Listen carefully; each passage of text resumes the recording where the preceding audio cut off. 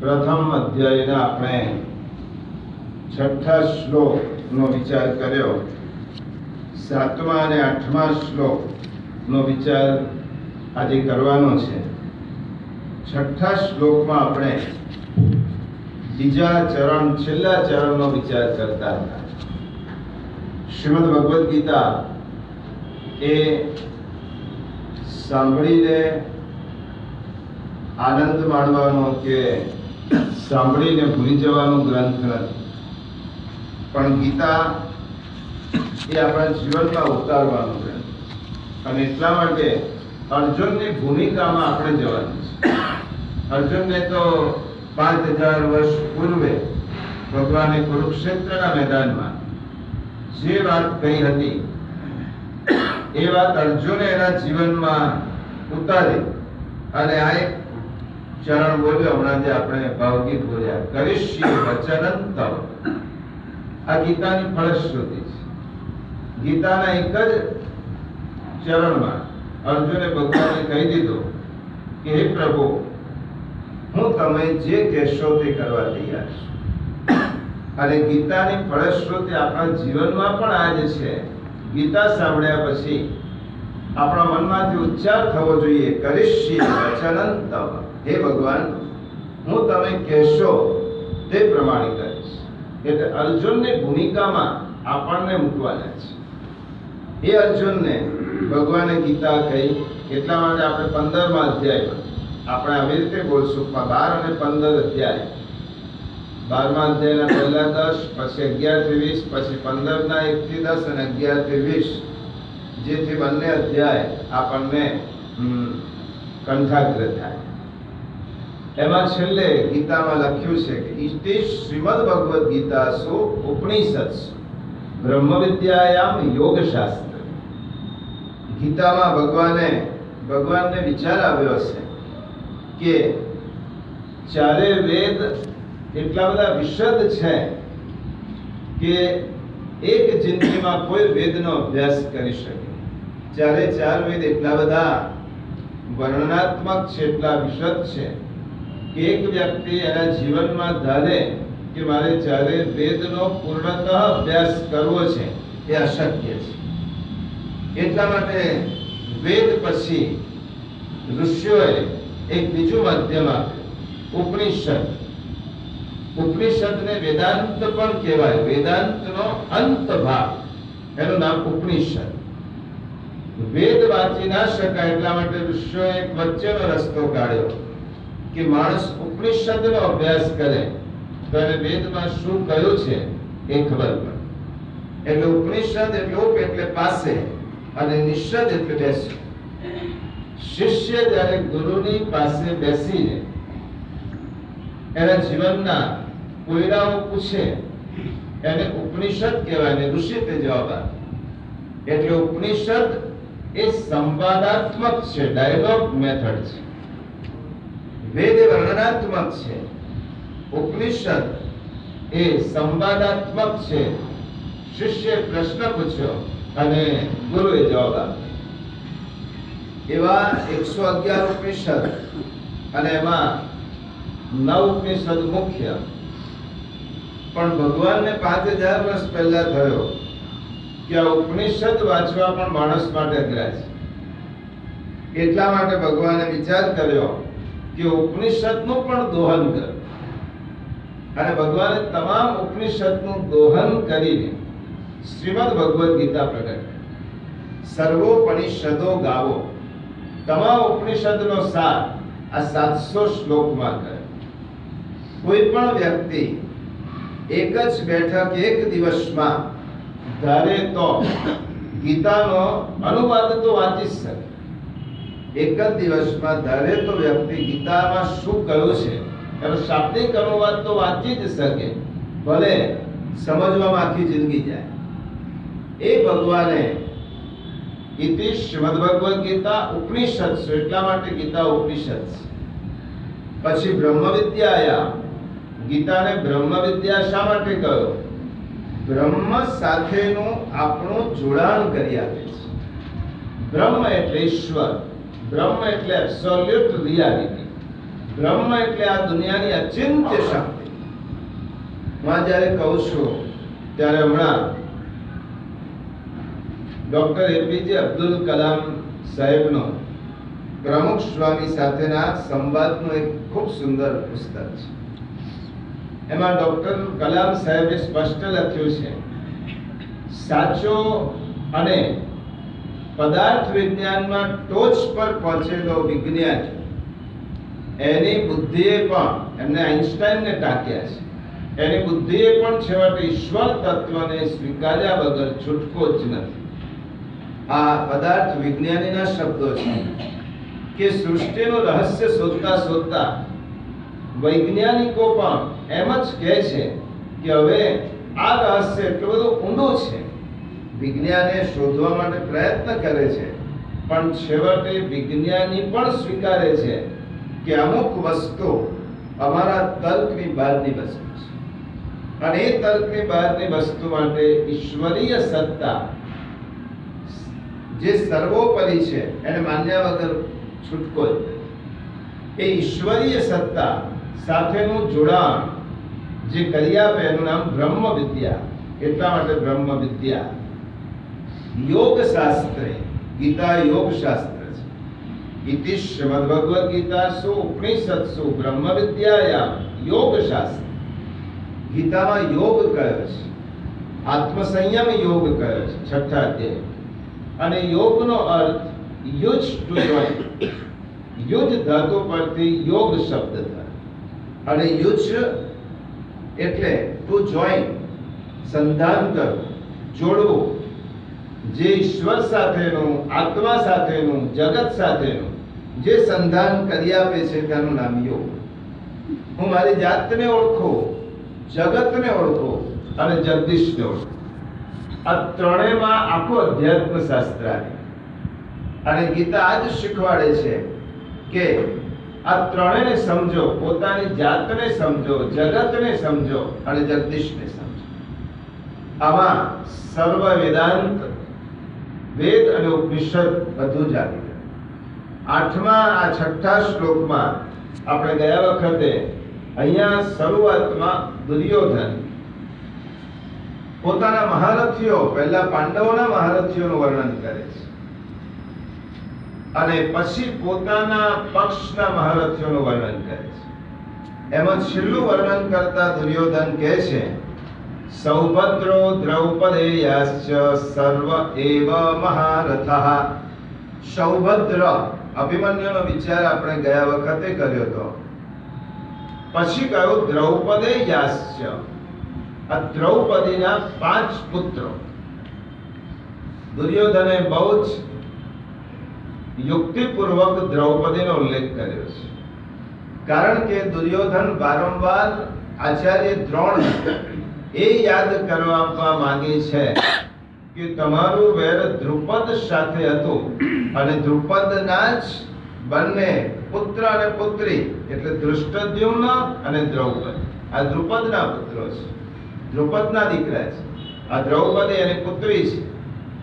એના 5 પુત્રો ગઈ વખતે આપણે નામ જોયું હતું. પ્રતિવિંધ્ય યુધિષ્ઠિરનો પુત્ર શ્રુતશ્રોમ ભીમનો પુત્ર, શ્રુતકીર્તિ અર્જુનનો પુત્ર, શતાનિક નકુલનો પુત્ર અને શ્રુતકર્મા સહદેવનો. આ દ્રૌપદીના 5 પુત્રો એ બધા મહારથી હતા, સર્વ એવ મહારથા. તો દ્રૌપદીના આ 5 પુત્રો કે જેમની હત્યા અશ્વત્થામાએ કરી. આવી વાત છે, બહુ સંક્ષિપ્તમાં જોઈએ છે, કારણ કે આજે મુખ્ય ચરિત્ર ભીષ્મનું જોવાનું છે. એટલા માટે આ વાત સંક્ષિપ્તમાં સમજાવું, કારણ કે ગીતાની ભૂમિકા છે. આ બધા જ પાત્રોને આપણા મગજમાં સમજ્યા વગર 11મો અધ્યાય પણ નહીં સમજાય, ગીતા પણ નહીં સમજાય. કારણ કે ભગવાન જેના માટે કહે કે ભીષ્મ દ્રોણ પ્રમુખતઃ, હે અર્જુન આ બધાને તમે પહેલેથી મારેલા છે. મયૈ વૈતૈ નિહતઃ પૂર્વમેવ. એ ભગવાન જેનો ઉલ્લેખ કરતા હોય તે પાત્રોને, અને વેદવ્યાસે જે પાત્રોનો ઉલ્લેખ કર્યો છે તેની ભૂમિકા આપણા માટે બહુ મહત્વની છે. કારણ કે મહાભારતના પાયા ઉપર ગીતા છે, મહાભારતની વચમાં ગીતા છે, એટલે સંદર્ભ મહાભારતનો એ વારંવાર સમજવો પડે તો જ આપણને તે પાત્ર તે સમયની પરિસ્થિતિ નો વિચાર આવે. અહીંયા કહે છે કે દ્રૌપદીના 5 પુત્ર. પ્રસંગ એવો હતો કે યુદ્ધના 18 દિવસ પૂરા થયા હતા. દુર્યોધન પરાસ્ત થઈને યુદ્ધ ભૂમિમાં પડ્યો. દુર્યોધનને વરદાન હતું કે એના જીવનમાં જે ક્ષણે શોક અને હર્ષ એક સાથે આવે તો જ તેનું મૃત્યુ થાય. એને શોક પણ થવો જોઈએ અને બીજી ક્ષણે હર્ષ પણ થવો જોઈએ. યુદ્ધમાં આવી કોઈ ક્ષણ નહોતી આવી. એટલે દુર્યોધન અચેતન પરાસ્ત થયેલો હતો, હારી ગયેલો હતો, પણ જીવિત હતો. અને 18મા દિવસના અંતે ભીમ અને દુર્યોધન વચ્ચે ગદાયુદ્ધ થાય છે. અને ગદાયુદ્ધમાં કૃપાચાર્ય, કૃતવર્મા, શ્રી કૃષ્ણ ભગવાન સ્વયં, અર્જુન બધા ઉભેલા હોય છે. એ ગદાયુદ્ધનો નિયમ છે 2 વચ્ચે જ થાય. આ ગદાયુદ્ધમાં ભીમ અને દુર્યોધન એ લડે છે, પણ ભગવાનને ઊંડે પણ એમ હતું કે દુર્યોધન ગદાયુદ્ધમાં ભીમ કરતા વધારે પ્રવીણ છે. કારણ કે દુર્યોધનના ગદાયુદ્ધના ગુરુ કોણ હતા? બલભદ્ર છે. એ દાઉ ભૈયા પાસે આ ગદાયુદ્ધના પાઠો શીખેલો છે. એટલે એની પાસે એવી આવડત છે કે ભીમ જો જરા પણ બેદરકાર રહેશે તો ભીમને પરાસ્ત કરી દેશે. પણ આ તો સાક્ષાત ભગવાન હતા. એમણે જોયું ભીમ લડે છે ગદાયુદ્ધમાં. 1 દિવસ 2 દિવસ દુર્યોધનની ગદાથી ભીમના હાડકા ખોખરા થઈ જાય છે. હું ભીમ શબ્દ બોલું છું ત્યારે ભીમનો ઉલ્લેખ આગળ આવશે.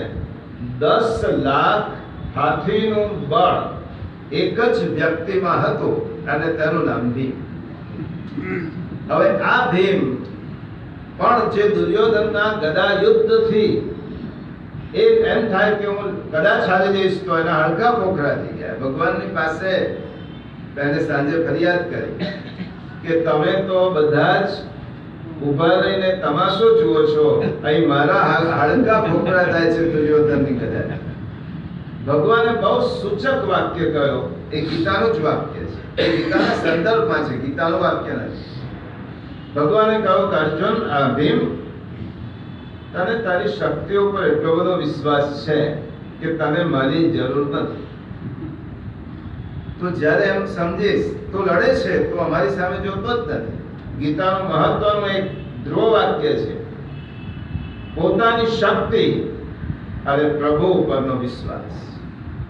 માણસે પોતાની તાકાતનો ઉપયોગ, સામર્થ્યનો ઉપયોગ કરવાનો છે, પણ નજરમાં ભગવાનને રાખવાની છે. ભીમ આ ભૂલી ગયો. પોતાના બાહુબળથી લડવા માટે ભીમને એમ હતું કે આને હું પરાસ્ત કરીશ. તો શું કરું? કાલે તું મારી સામે જોજે. ભગવાનને જ્યારે જે કહેવાનું હોય ત્યારે જ કહે. અને તે વખતે ભીમે બીજા દિવસે લડતા લડતા ભગવાનની સન્મુખ જોયું અને ભગવાન ઈશારો કર્યો કે તો દુર્યોધનની સાથળ ઉપર પ્રહાર. આ ભગવાનને તો બધી જ ખબર હતી કે દુર્યોધનની સાથળમાં જ એનું મૃત્યુ હતું. જે કોઈ પણ જગ્યાએ દુર્યોધનને મારે તો અજેય હતો. કારણ કે ગાંધારીએ દુર્યોધનના આખા જ શરીરને વજ્ર સમાન બનાવી દીધું. આ પણ એક પ્રસંગ છે. મહાભારત તો પ્રસંગોની ખાંડ છે. એમાં ભગવાનને દુર્યોધનને થયો એટલો દુર્યોધન બાકી હતો. ગાંધારીએ કહ્યું કે દીકરા, તો મારી પાસે આવ્યો છે, 99 પુત્રો ગુમાવી ચૂકેલી હું માતા છું, અને તું ન જાય તો મૃત્યુ ન પામે એવી મારી ઈચ્છા છે અને તારી પણ ઈચ્છા છે. તો જીવનમાં મેં જે શક્તિ એકત્રિત કરી રાખી છે એ શક્તિ હું તારા માટે પ્રગટ કરીશ. જીવનમાં પરણીને આવ્યા પછી મેં ચર્મચક્ષુથી દુનિયા જોઈ નથી, એટલે મારી આંખોમાં એક તેજ નિર્માણ થયું છે. અને તે જ કોઈ પણ ઇન્દ્રિયને જ્યારે આપણે તેની શક્તિ એકત્રિત કરીએ ત્યારે ઇન્દ્રિયોમાં વિશેષ પ્રકારની એક શક્તિ નિર્માણ થાય છે. આંખો બંધ કરીને 10 મિનિટ બેસો અને પછી ખોલો ત્યારે આંખોમાં એક તેજ નિર્માણ થાય. 2 દિવસના મૌન પછી કે 2 કલાકના મૌન પછી જ્યારે બોલો ત્યારે વાણીમાં શક્તિ નિર્માણ થાય. એવી રીતે આ ગાંધારીએ કહ્યું કે હું મારી આંખોથી તને એકવાર જોઈ લઈશ, તને કોઈ મારી શકશે.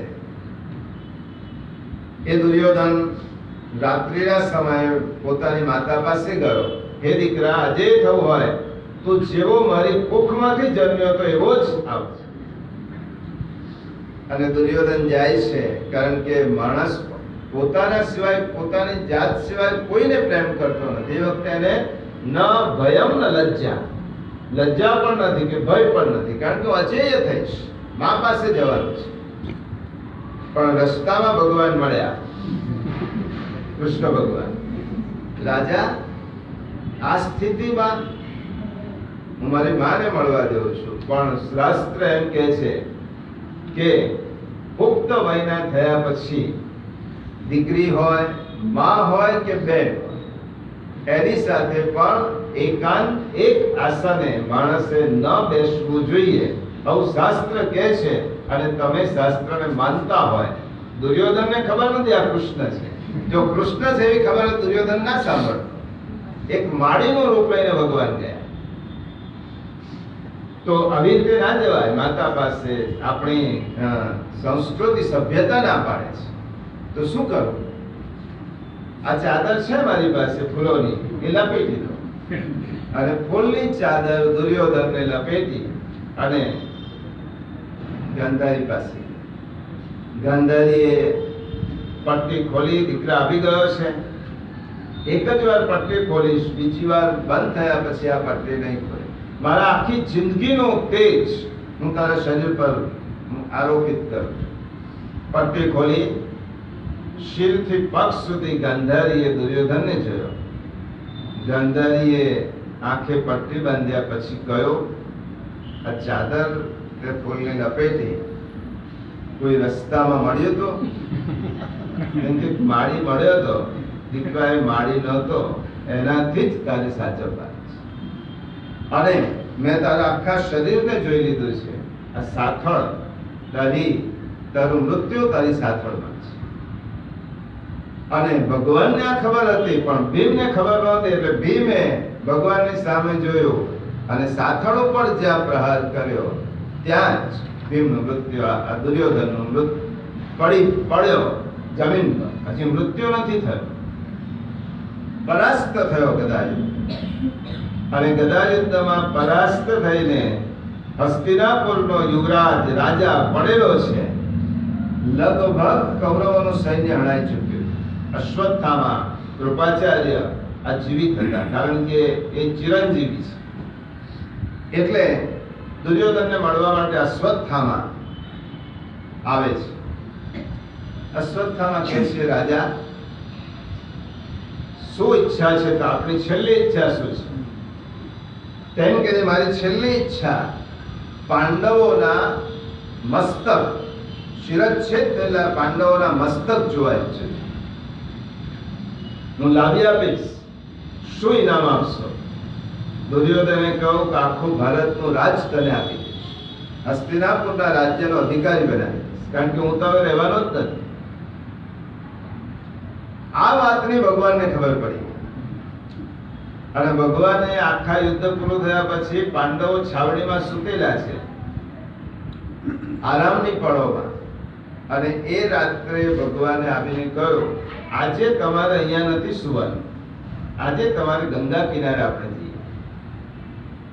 પાંડવોનો એક વિશેષ ગુણ હતો, ભગવાન જે કહે તે શા માટે એમ નહીં પૂછવા. આ પાંડવોની એક વિશેષતા. સારું, ગંગા કિનારે જવાનું છે, રાત્રે ત્યાં રાતવાસો કરે. ભગવાને દુર્યોધનના પાંડવોના પુત્રોને પણ કહ્યું, તમે પણ ચાલો. પણ પાંડવોને જેટલો વિશ્વાસ હતો ભગવાન પર, એટલો પાંડવો પુત્રોને નહોતો. ના, અમે તો એ છાવણીમાં જ સુઈશું. શ્રી મહાપ્રભુજીએ આ બે શબ્દોની વ્યાખ્યા ખૂબ સુંદર કરી છે. સુમતિ કઈ અને કુમતિ કઈ. સુમતિ તેને કહેવાય કે જે ભગવત આજ્ઞાનું પાલન કરે એનું નામ સુમતિ, અને ભગવત આજ્ઞાનું ઉલ્લંઘન કરે એનું નામ કુમતિ. આ પાંડુ પુત્રોએ માન્યો નહીં. ઓળીને સૂતેલા હતા. છાવણીમાં મધ્યરાત્રિએ ખડગ લઈને અશ્વત્થામા પ્રવેશ કરે છે. અશ્વત્થામા એટલે દ્રોણનો પુત્ર. ભગવાને ની તપશ્ચર્યા પછી દ્રોણાચાર્ય શિવની તપશ્ચર્યા કરી કે મને પુત્ર આપો.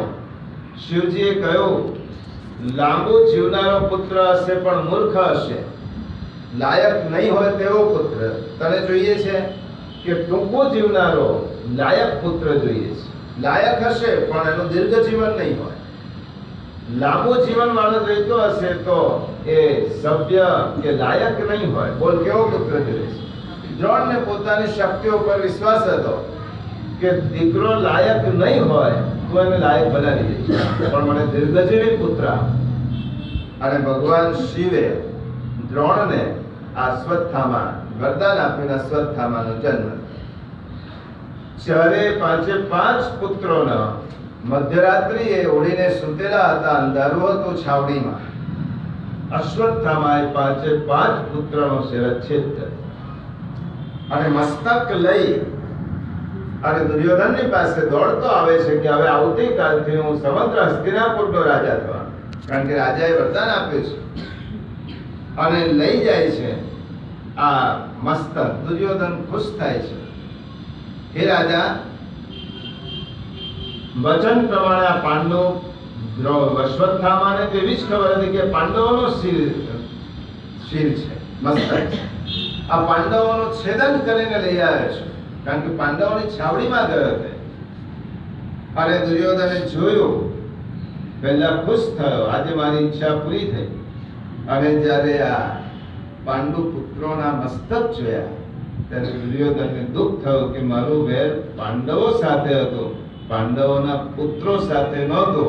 એક ક્ષણે હર્ષ અને બીજી ક્ષણે શોક અને હર્ષ ભેગા થયા. દુર્યોધનના ત્યાં મૃત્યુ.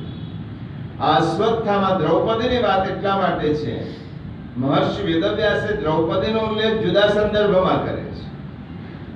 એ દ્રૌપદીની વાત એટલા માટે છે કે જ્યારે સવારમાં ખબર પડે છે કે પાંડવો અને અર્જુનને ભીમ યુધિષ્ઠિર આવે છે, પાંચે પાંચ પુત્રો હણાયા છે, અને તે વખતે દ્રૌપદી જુએ છે અને દ્રૌપદી આક્રંદ કરે છે.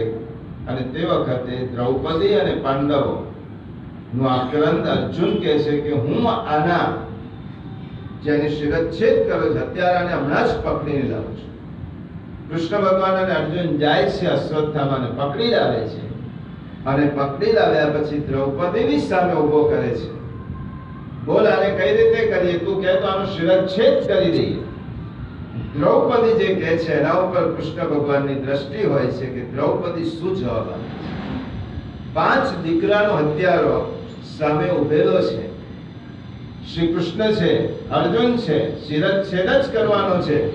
એમાં નીતિની દ્રષ્ટિએ પણ ખોટો નથી. જેને મારા પાંચ છોકરાઓને હણી નાખ્યા છે, આતતાઈ છે, એને મારવામાં કશો જ વાંધો નથી. તો પછી શું કરીએ? બોલ. દ્રૌપદી કહે છે કે હે આર્યપુત્ર, આ ગુરુપુત્ર છે અને આ ગુરુપુત્રને તમે છોડી દો. દ્રૌપદી તું કહે છે? હા, હું કહું છું. કારણ કે જે ગુરુએ તમને શસ્ત્ર અસ્ત્ર વિદ્યા શીખવી એ દ્રોણ ગુરુનો એકનો એક પુત્ર છે. એ ગુરુનું ઋણ તમારા માથા ઉપર છે. અને બીજું, પુત્ર વિરોધનું કેવું દુઃખ થાય છે એ હમણાં હું અનુભવું છું. અને જે દુઃખ મને થાય એ માતા કૃપીને ન થવું જોઈએ, માટે આને તમે જવા મુક્ત કરો. કૃષ્ણ ભગવાન દ્રૌપદીને પ્રમાણપત્ર આપે છે કે દ્રૌપદી તું દયાની મૂર્તિ છે, પણ મેં પ્રતિજ્ઞા કરી છે કે એને મારીશ તો શું કરવાનું? ભગવાન રસ્તો બતાવે છે કે એના મસ્તક પરનો મણી કાઢો અને બ્રાહ્મણનો શિરચ્છેદ ન કરો, પણ એની શિખાનું છેદન કરો તો બ્રાહ્મણની હત્યા સમાય છે. બ્રાહ્મણની શિખા છેદન અને એની જનોઈ નું છેદન કરો એટલે બ્રાહ્મણત્વ રહેતું જ નથી, એને અપમાનિત કરી દીધા. અશ્વત્થામાને ત્યાં મોકલી દે છે. બહુ વાર્તા લાંબી છે પછીનું આખ્યાન. પછી ઉત્તરાના ગર્ભમાં અશ્વત્થામા બ્રહ્માસ્ત્રનો પ્રયોગ કરે છે. પણ આપણે સંદર્ભ એ સમજવાનો છે, દ્રૌપદેયાશ્ચ, આ દ્રૌપદીના 5 પુત્રો. આ ભગવાન દ્રોણાચાર્ય મહર્ષિ વેદવ્યાસને અર્જુન વિષાદ સુધી આપણને લઈ જવા છે. અને અર્જુન વિષાદ સુધી લઈ જવા માટે જેને પોતાના 5 પુત્રો બધા જ હોડમાં મૂકી દીધા હતા. યુદ્ધ એટલે શું, કોણ ક્યારે મરશે એ કશું જ કહેવાય. અને દ્રૌપદેયાશ્ચ સર્વશઃ સર્વ એવ મહારથા. આ દ્રૌપદીનો પરિચય વેદવ્યાસને આપવો છે. દ્રોણાચાર્યના મનમાં દુર્યોધન અને દ્રૌપદી માટે ઉભાવ ઉત્પન્ન કરવો છે, વેર જાગૃત કરવું છે દુર્યોધન, એટલા માટે કહ્યું. અને પછી કહે છે, હવે દુર્યોધનને વિચાર આવ્યો કે હમણાં સુધી મેં જે વર્ણન કર્યું એ પાંડવોના સેનાપતિઓનું, મહારથીઓનું વર્ણન કર્યું. અને દ્રોણના મનમાં એમ લાગશે કે તું આ બધા મહારથીઓને ઓળખે છે તો પછી યુદ્ધ રહેવા દે ને, શું કામ યુદ્ધ કરે છે? શરણાગતિ સ્વીકારીને એમનો ભાગ આપી દે એમને, તો તારો ભાગ ભોગવ. આવું ન કહે એટલા માટે દુર્યોધન કહે છે કે હે દ્વિજોત્તમ, અસ્માકં તો વિશિષ્ટાએ તાન્નિબોધ દ્વિજોત્તમ. હવે પોતાના મહારથીઓનું વર્ણન કરે છે.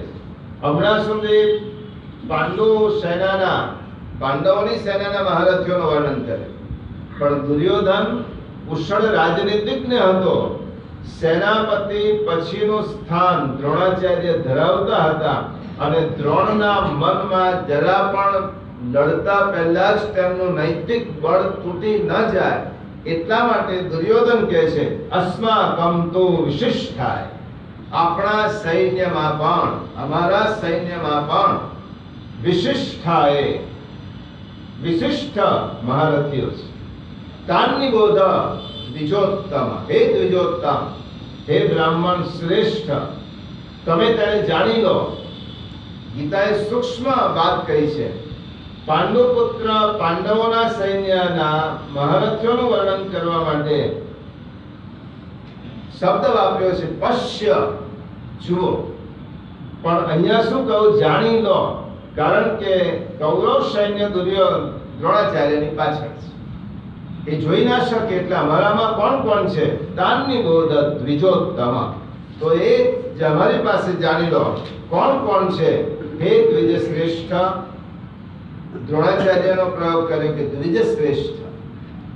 આગળ ખાલી દ્રોણ બોલી ગયો, આગળ માત્ર હે આચાર્ય કહ્યું, પણ હે બ્રાહ્મણ શ્રેષ્ઠ.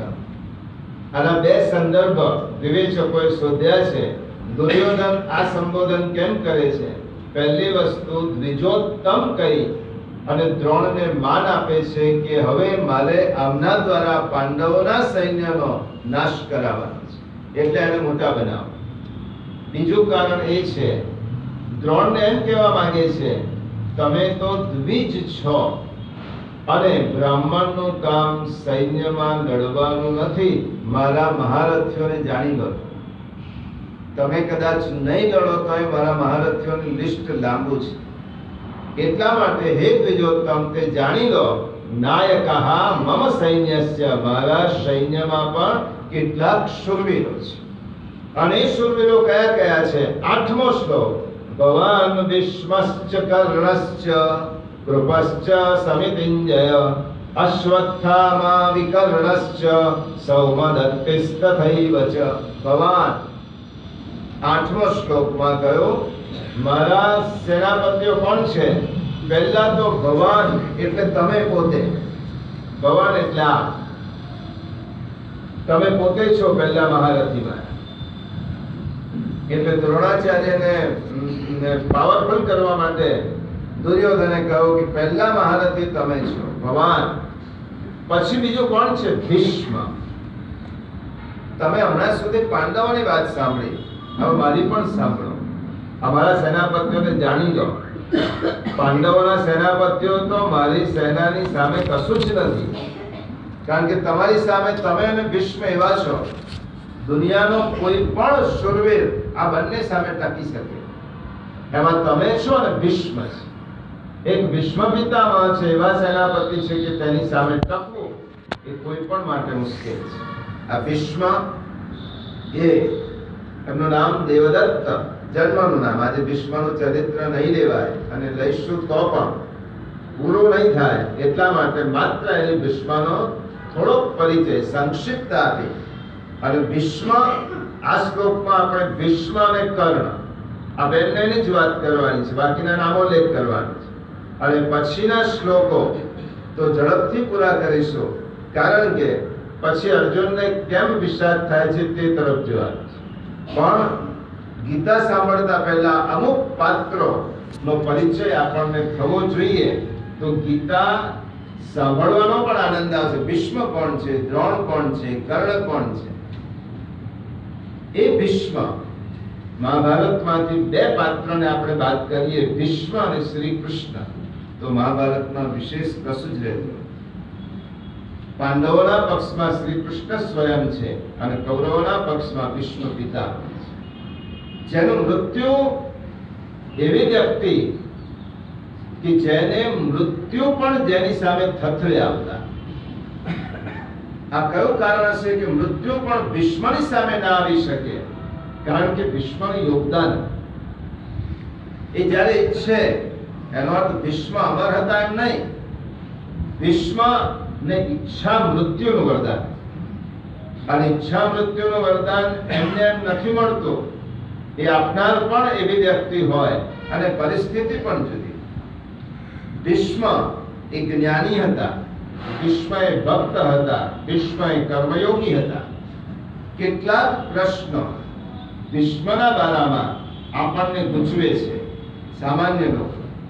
જો ભીષ્મ જ્ઞાની હતા, ભક્ત હતા, કૃષ્ણના આટલા બધા પ્રેમી હતા, તો કૃષ્ણની સામે લડવા માટે શું કામ ઉભા રહ્યા? પહેલો પ્રશ્ન. ભીષ્મ, દુર્યોધન, ધૃતરાષ્ટ્ર પાપાચાર કરતા હતા, એ જાણતા હતા, છતાં પણ ભીષ્મએ ખુલ્લેઆમ આ લોકોનો વિરોધ કેમ ન કર્યો? ત્રીજો, ભીષ્મને ઈચ્છા મૃત્યુનું વરદાન હતું, તો ભીષ્મ એ બાણની શૈયા ઉપર પડેલા હતા. ભીષ્મનો જ પ્રશ્ન છે કે જેને જીવનમાં, ભીષ્મ માટે એમ કહેવાય કે જીવનમાં શારીરિક, માનસિક, વાચિક કોઈ પણ પાપ જેને કર્યું નથી, શારીરિક પણ નહીં, માનસિક પણ નહીં અને વાચિક પણ નહીં, આવા ભીષ્મને કયા ગુના હેઠળ 6 મહિના સુધી આ બાણની શૈયા ઉપર પડી રહેવું પડે? અને ચોથો પ્રશ્ન, ભીષ્મ પાસે ભગવાન યુધિષ્ઠિરને શા માટે જ્ઞાન અપાવે છે? ભગવાન સમર્થ હતા, અર્જુનને ગીતા કહી તો યુધિષ્ઠિરને ભગવાન કહી શકતા, પણ ભગવાન યુધિષ્ઠિરને અને પાંડવોને બાણ શૈયા ઉપર પડેલા ભીષ્મ પાસે લઈ જાય છે. અને ભીષ્મ પિતામહને કહે છે, દાદા આ યુધિષ્ઠિરને જ્ઞાન આપો. અને ભીષ્મ કહે છે, જ્ઞાનના અવધિ તો, જ્ઞાનનો સમુદ્ર તો આપ છો, તો મારી પાસે કેમ આ જ્ઞાન અપાવો છો? આ ભીષ્મનું ચરિત્ર અદ્ભુત ચરિત્ર છે. ભીષ્મ, પછી કર્ણ, અને પછી 18 મહારથીઓ, જે 9 પાંડુ પક્ષના અને 10 કૌરવ પક્ષના 18 મહારથીઓનો નામોલ્લેખ ગીતામાં કર્યો છે. અને પછીની વાત આગળ આવશે, એટલા માટે આ 2-3 મહારથીઓની વાત આપણે સમજી લેવી જોઈએ. ભીષ્મનું વર્ણન આજે પૂરું કરવાનો વિચાર હતો, પરંતુ આપણે વિચારીને શું આયા હોય અને વાત શું થાય એ જુદી વાત છે, એટલે આવતા વખતે આપીશું. અને અહીંયા આજે પૂરું કરીએ છીએ. 2-5 મિનિટ બધાના મનમાં જે હોય કે ગયા રવિવારે એક